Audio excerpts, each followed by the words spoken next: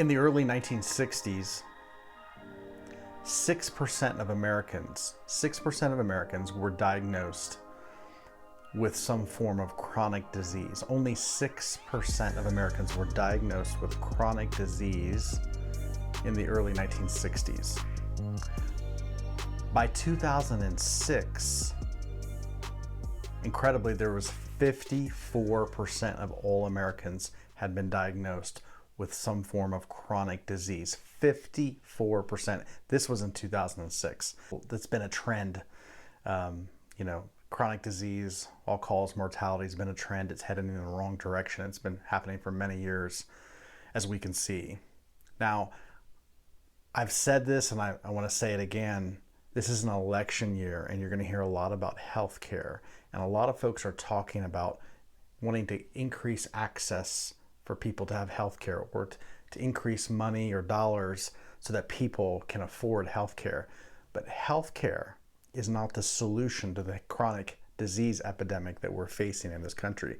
Healthcare is actually not addressing the root causes. They're just not. They can't even pinpoint as to why the United States of America is one of the sickest countries in the world. It's not hard to find out why, but our healthcare industry and by and large our leaders are not addressing or refuse to address the root causes. As a matter of fact, we can make a case that they're actually allowing some of these things to happen, if not causing them altogether, but that's a completely different conversation. I do have some good news today that I want to share with you, and that is this, that even though it's an election year, we do have a candidate. And this is not a political endorsement, but I'm refreshed and really just glad that we have a major political candidate running for President of the United States that is actually beginning to address really what's a health emergency, which is, I think we can all agree, no matter what side of the aisle, we can all agree that we are facing a public health emergency in this country and have been for a long time. But there is a major political candidate running for presidency that is actually making this a major campaign issue, and it's very refreshing. And his name is Robert F. Kennedy, RFK Jr. His father was the Attorney General of the United States under former President Kennedy, and he ran for president, was assassinated. Both his father and his uncle was assassinated in the late 60s, or the early 60s, and then late 60s. And he's running for president. He's bringing attention, needed, in my opinion, a very needed attention to this public health crisis. I'd like you to hear from him. The key reasons that I ran for president are to end this chronic disease epidemic and to restore Americans to good health. The FDA Commissioner Robert Califf has said our life expectancy is going the wrong way. You were quoted in the Washington Post where he said, if we had regulatory agencies that were interested in actually looking at data, we would be trying to figure out why all-cause mortality for Americans has increased. As president, how would you begin to really address this problem? So what I'm going to do is I'm going to go down to NIH during my first week in office, and I'm going to assemble all the division chairs and the branch chairs. And I'm going to say to them, we're going to do something different. We are going to fund studies that are going to tell us what's causing this epidemic. I'm also going to call in all the scientific journals into the Justice Department. And I'm going to say to them, you are representing yourself as a neutral and reliable source of health information.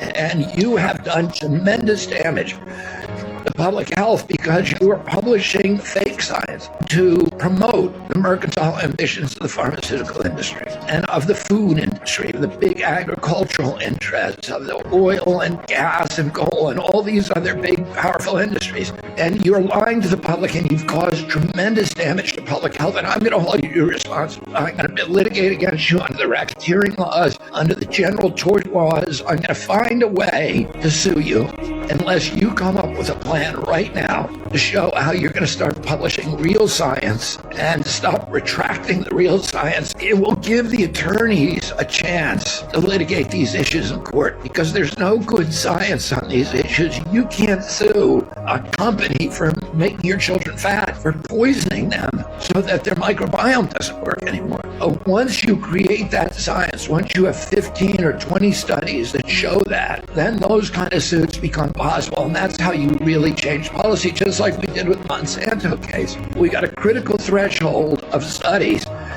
and animal studies, observational studies, epidemiological studies, bench studies that showed that glyphosate was causing non-Hodgkin's lymphoma in Roundup. And before that, if you were the president of the United States and you tried to ban Roundup, you would go nowhere.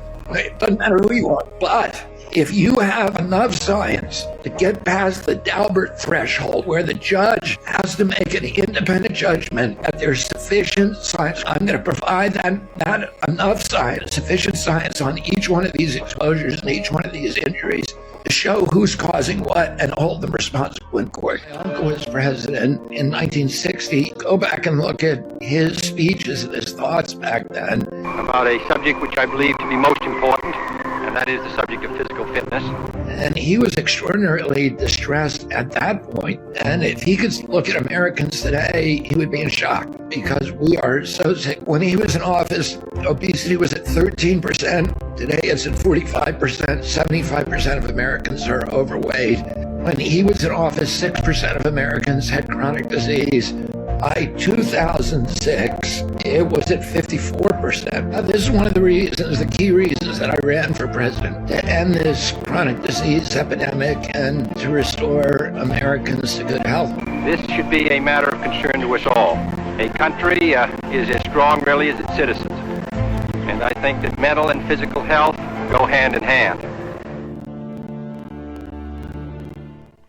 Such encouraging words coming from a major political party candidate. And again, that's not an endorsement, but I just felt that it was just so important to bring attention to what he's been saying, because it affects all of us. Now, if you're listening to this, let me just encourage you, and it's really incumbent upon all of us. Obviously, our leaders have a role to play.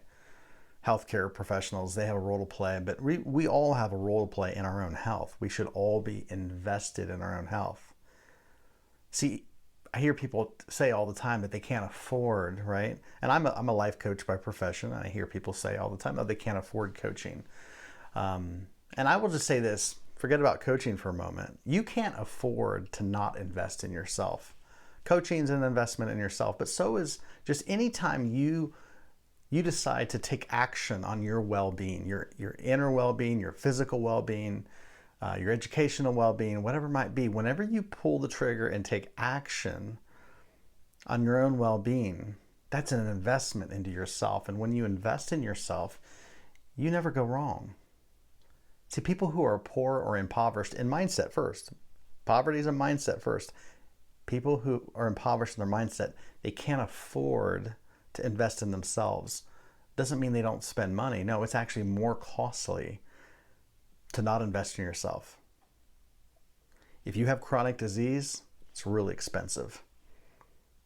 If you have emotional or mental disturbance or not ease, it costs you in so many ways. If your relationships are breaking down, it costs you in so many ways. If you're not able to show up for life because of trauma, because of pain, because of unmitigated things from your past that you haven't actually worked through, it's costing you. It's all costly. But if you invest in yourself, the return will far outweigh the cost. The most successful people, the most joyful people, the people who are living life well, are all investors. They invest in their own well-being. It's the most loving thing you can do for anybody, is to invest in your well-being. Let me encourage all of us today to begin investing to your physical health. Start paying attention to the foods you're putting in your body. Let me encourage you to start investing in your emotional, mental, spiritual health. The most loving thing you can do, both for yourself, for those you love, and for the world, is to become the best version of yourself.